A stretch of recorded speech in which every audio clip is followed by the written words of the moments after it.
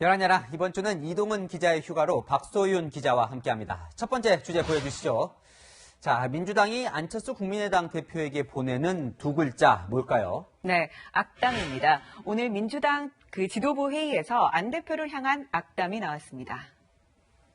한때 안철수 현상이란 말이 있었습니다. 안철수 현상이 없다는 걸 안철수만 모른다는 것이 안철수의 비극이라는 생각을 하게 됩니다.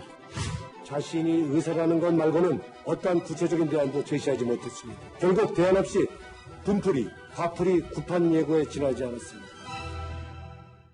분풀이에 구판까지 나왔네요. 네, 안 대표가 출마 선언을 한 어제 민주당 의원들의 SNS에는 완주를 못할 것 같다, 헛된 꿈 꾸지 말라는 등 날선 반응들이 올라오기도 했습니다.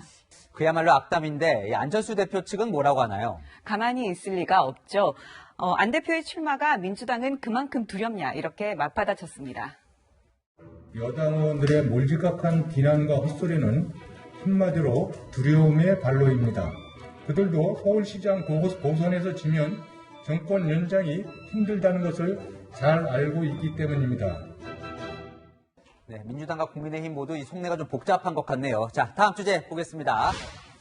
자, 꼭 했어야 했을까? 문재인 대통령의 아들 문준용 씨 얼굴이 보이는데요. 이 전시회로 시끄럽죠. 네, 문 대통령의 아들 준용 씨는 미디어 아티스트입니다. 서울 회원동의 한 갤러리에서 지난 17일부터 개인전을 열고 있습니다. 모레까지인데 개인전은 2012년 이후 8년 만입니다. 이것부터요. 이 코로나19 확진자가 하루 이제 1000명 안팎으로 많이 나오고 있는데 전시회는 열 수 있나 보죠? 네, 방역 지침에 따르면 국공립미술관은 휴관 중이지만 상업갤러리는 전시공간 16제곱미터, 즉 5평당 1명 정도가 관람하는 것을 전제로 열 수 있는데요. 준용 씨는 과거 채널A와의 인터뷰에서 작품 활동에 매진하겠다라는 뜻을 밝힌 적도 있습니다. 다른 사업 같은 것도 하고 디자인 프리랜서 작업 같은 것도 하고 여러 가지 것들을 하는데 최근에는 그런 걸 좀 정리하고 작품 활동만 집중해서 할 생각입니다. 하지만 정부가 개별 모임과 행사 자제를 촉구하는 지금 굳이 대통령 가족이 오프라인 전시회를 열었어야 했냐라는 지적이 나옵니다. 네, 근데 그것보다 이제 이 전시회를 서울시 지원금을 받아서 열었다 이런 주장이 나왔어요. 이건 사실인가요? 네, 서울시가 지난 4월 코로나19로 직간접 피해를 입은 예술가를 선정해서 600만 원에서 1,400만 원까지 지원금을 줬는데 여기에 문준용 씨가 있었습니다. 최고 금액인 1,400만 원을 받았는데요. 이 지원금을 받은 경우 다음 달까지는 온라인이든 오프라인이든 전시회를 열어야 합니다. 논란이 일자 준용 씨는 1,400만 원이 작가에게 주는 수익이 아니라 전시 작품 제작에 사용하는 돈이라면서 피해를 입은 예술 산업 전반을 지원하는 것이다 이렇게 설명했는데요. 전시회에 대해서는 방역 지침을 준수하고 있다 이렇게 밝혔습니다. 사실 이 점이 가장 궁금해요. 서울시는 대통령의 아들이라는 것을 알고 지원을 했을까요?